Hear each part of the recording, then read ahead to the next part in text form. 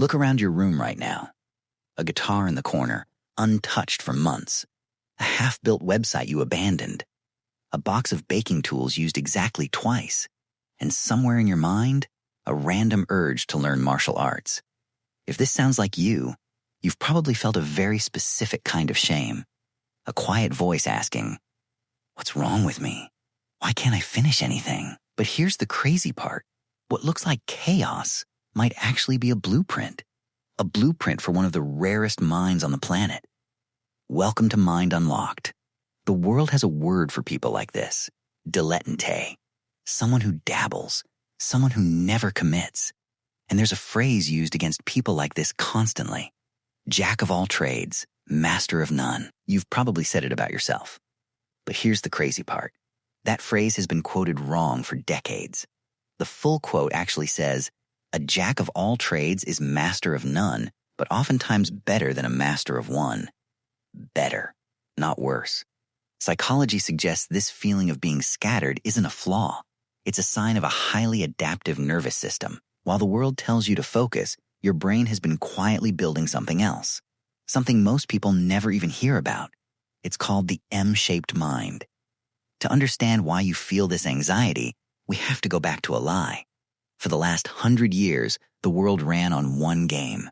Dig one hole. Make it deep. Keep digging forever. This worked because the world used to be kind. Think golf. The rules don't change.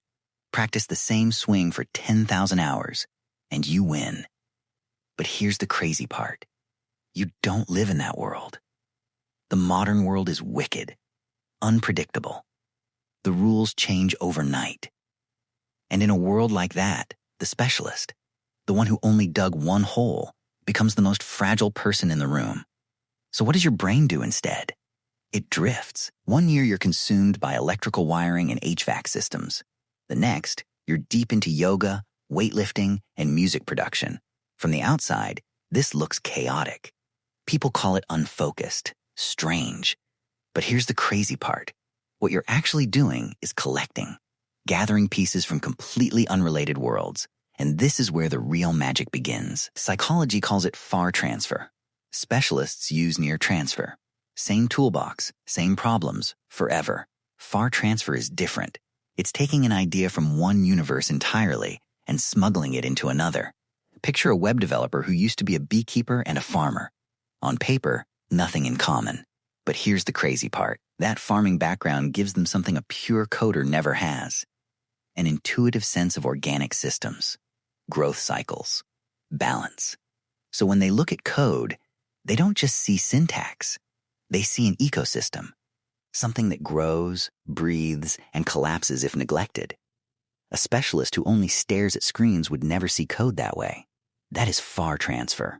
That is where real innovation comes from. You feel like an impostor because you're not the best at any one thing. But your value was never supposed to come from depth alone. It comes from synthesis, from standing where multiple worlds meet and seeing what nobody inside just one world can see.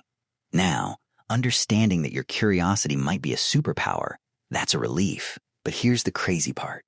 It doesn't fix the burnout, the feeling of being left behind. You watch people your age becoming senior engineers, vice presidents, and you feel stuck at the starting line because every time you build momentum, something pulls you somewhere else. But here's what's really happening. You've been misreading your own shape. You're not T-shaped. Broad knowledge, one specialty. That's not you. You're M-shaped. Multiple deep pillars connected by one bridge of curiosity running underneath all of them. But here's the trap. You cannot build all the pillars of the M at once. Try to master data science, write a novel, and launch a business in the same month, and you will collapse completely. So what do the people who succeed at this actually do? They practice serial mastery. They view their life in seasons. Your 20s might be consumed by music and art. Then your 30s shift towards something stable, like programming, to pay the bills. Here's the crazy part. You didn't quit art. You finished that season's construction. The pillar is standing. It's not going anywhere. There's a story of a man, 53 years old, who finally found peace with exactly this. For years, he felt torn between art and programming. But here's the crazy part. He stopped choosing. He let programming become the steady pillar that paid his bills.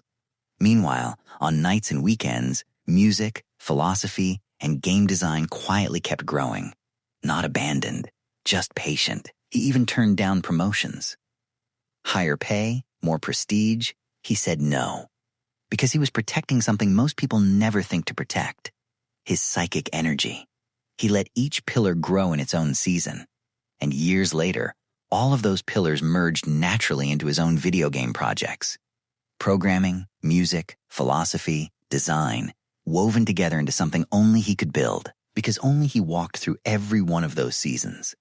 That is the M shape, alive in the real world. There's one final trait hiding inside all of this, and it comes from evolutionary biology. It's called redundancy. In nature, redundancy isn't waste, it's survival. Here's the crazy part: elephants almost never get cancer. Why? Massive genetic redundancy. Multiple backup copies of the same cancer-fighting genes. If one fails, another instantly takes over. Now apply that to you. If you're only a specialist software engineer and AI starts replacing engineers, you're terrified. One thread holding up your entire future. But if you're an engineer who also understands electrical wiring, can fix HVAC systems, and can teach English fluently, you're not fragile. You're unbreakable. If one thread snaps, 3 others are already holding you up.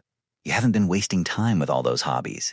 You've been engaging in strategic adaptability, quietly building a safety net of skills ready for whatever happens to the economy, technology, or the job market.